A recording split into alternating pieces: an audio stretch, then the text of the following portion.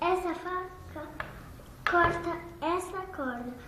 Que essa faca sai voando, corta essa corda aqui. Essa faca corta essa corda que ela desce. E daí faz girar aqui.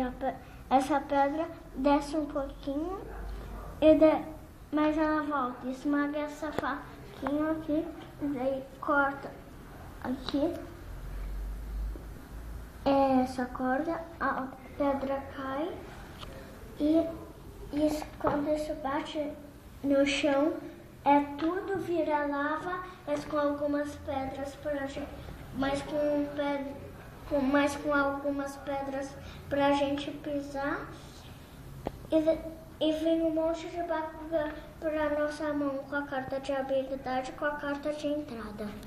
Como é o nome dessa invenção? Tem nome, filho?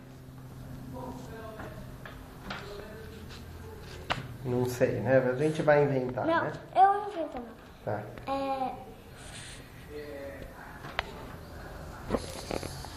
Silencers. Tá bom, legal.